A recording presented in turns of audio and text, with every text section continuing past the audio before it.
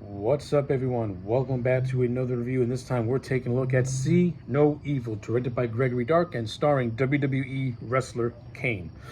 Okay, I'm gonna do my best to make this review as short and as sweet as I possibly can, because when you actually watch See No Evil, it is just a standard slasher movie. There is nothing really inventive with this movie. There's nothing really creative about this movie. It's just a standard slasher. Now, that's not a bad thing, but it's also not a good thing either, because for a new movie, you want this thing to have some originality to it. You want this thing to have, some freshness to it, but it just overall feels extremely derivative. Now, the things that do, but now what really makes this movie work is that Kane is in it. Now, I'm a big wrestling fan, and Kane was one of my favorite wrestlers for a very, very long time. So when I found out he was going to be a horror villain in a horror movie, I was like, perfect. If you know Kane's gimmick, and if you know Kane as a wrestler, he's tailor-made for a movie like this. And to be honest with you, the best part of this movie is Kane when he's killing people in this abandoned hotel. Take Kane out of the movie, these people, the victims are so one-dimensional. They're so boring. They're so stock. They're so generic that they're easily forgettable. There's really one character that I actually liked, and he was an officer named Frank, who had come into contact with the Jacob Goodnight character played by Kane at the prologue of the movie. And I thought they were going to build up an intense rivalry between the cop and Jacob Goodnight. Of course, when the cop goes out in a very unceremonious way, and the only interesting thing that this movie had going for it went along with it. And then once the cop died, it just turns into a standard slasher movie where Kane's picking off everyone one by one, and he does it in very grisly ways. Now, the kills in this movie, they're not overly creative, but they get the job done. Seeing Kane dispatch these people is carnage eye candy. The only one creative kill that I'll give this movie is when Kane shoves a cell phone down a girl's throat. Up to this movie, I had never seen that done before. That was actually very creative and a hell of a way to go. You live by the phone, you die by the phone. Can't really argue that. So yeah, I mean, in terms of the kills, with the exception of maybe a handful of them, they're all basic slasher kills. No, they're fun for what they are. But that's basically it. Like I said, the one good thing about this movie really is Kane. And when he's doing his thing, the kills, they're good. For the most part, they're good. And not only that, Kane, just as an actor and as a character in this movie, he gives off that intimidating physical presence. Now, his character, in terms of his relationships, it's very reminiscent of Norman Bates from Psycho. Basically, Kane's mother in this movie is what happens when Norma Bates becomes this overly religious zealot and basically brainwashes her son into thinking that everyone is full of sin and that the eyes are the gateway to the world, and that if you pluck someone's eyes out, you can see the sin within their eyes, or something like that. Like, this movie tries to lean into a religious type of horror. Now, of course, these people who made this movie have no business dealing with that sort of thing, because they're not that talented, nor are they that creative. Like, if this movie was in the hands of a more capable director and a more capable writer, then yes, this theme could have actually went somewhere, and you could have gotten a lot of horror from the religious aspect of it.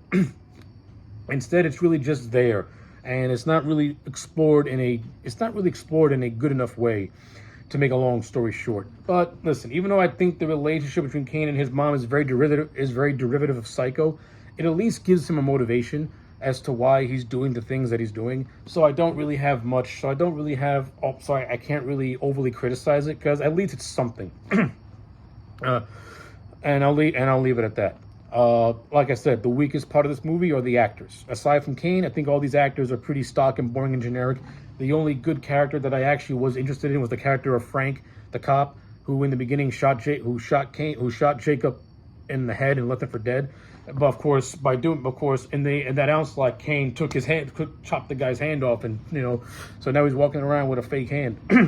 Again, the cop had good motivation to want revenge. Like, the fucking guy took his hand. Who wouldn't want to fucking get revenge? He also killed his partner. That's why I think that the character of Frank is a missed opportunity, because he should have been the lead, and the climax should have really been Frank with the other three kids teaming up to take down this man. But we didn't get that, and it is what it is. another aspect of this movie that I really didn't like, I think Gregory Dark is a terrible director. I think this is a badly directed movie. This movie has no suspense. It has CGI that is worth the fucking shit. This movie has this quick cut editing and then in these flashbacks that are shot and look like utter crap. The cinematography in this movie has that washed out color palette, and it looks so dull. It looks so bleak. It looks so lifeless. It looks so depressing. Like, there's no color whatsoever. I mean, if you're gonna have that washed out color palette, at least take some cues from the 2003 Texas Chainsaw Massacre remake. You know, that had a washed out color palette, but it looked good from a cinematography standpoint, and it had good contrast and had good shadowing. Then again, Daniel Pearl is a phenomenal cinematographer, and that's why that movie looks as good as it does. The guy who shot this movie from a cinematography standpoint, he looked like he went to film school for 2 weeks and then said one day, "Hey, I'm ready to make a movie now, let's do this." And Gregory Dark, as a director, this guy came from making porno movies, and you can tell that the guy who made that Gregory Dark, the director, he has no idea how to direct a horror movie. He has no idea how to build tension nor build suspense. This movie has zero of that stuff. The only thing that Gregory Dark excels at is showcasing the violence of this movie, and for that, I give him some credit because, again, I'm watching a horror movie. I'm watching a slasher movie, and I want to see my slasher villain do horrific things to innocent people. Even though half the characters in this movie are completely unlikable, particularly this character of Michael, but who does a complete 180 at the end of the movie, where all of a sudden he becomes a hero. But the entire movie, he's stalking this girl named Kira, and there's a lot of tension between these two. Mainly because I think Kira had ratted Michael out or one or the other or some shit like that. I really don't know. And Goodnight and Jacob takes a liking to Kira because of the religious tattoos, and that harkens back to his domineering mother, to the point where Jacob pretty much just says, "Fuck you, Mom," and kills the bitch. And this is what leads to the climax where they all gang up on him. He falls to his death, being pierced in the heart, and then a dog takes his piss in the hole where his eye used to be in the mid-credits. Yeah. How they were able to make a sequel to this movie, I have no idea. I've never seen the sequel, so I'm curious to see how they resurrect Jacob Goodnight. But with all that being said, just looking at this movie as a whole, listen, I'll say this. It's 86 minutes. It's a quick watch. Get past maybe the first 35 minutes where it's just padding and Gregory Dark thinking he's building suspense and tension and thinking that these characters are like interestingly written when they're extremely boring, and what passes for tension in this movie is just wasting time till the good stuff happens.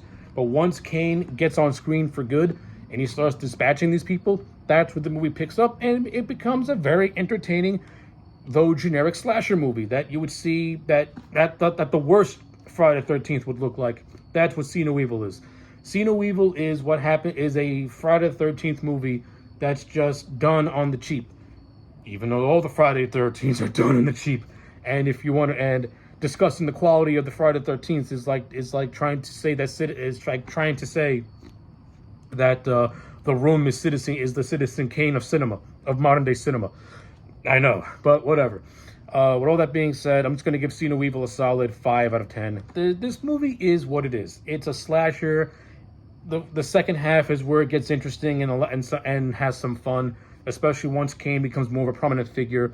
But getting to that point, it's kind of a chore to sit through because the characters are shit.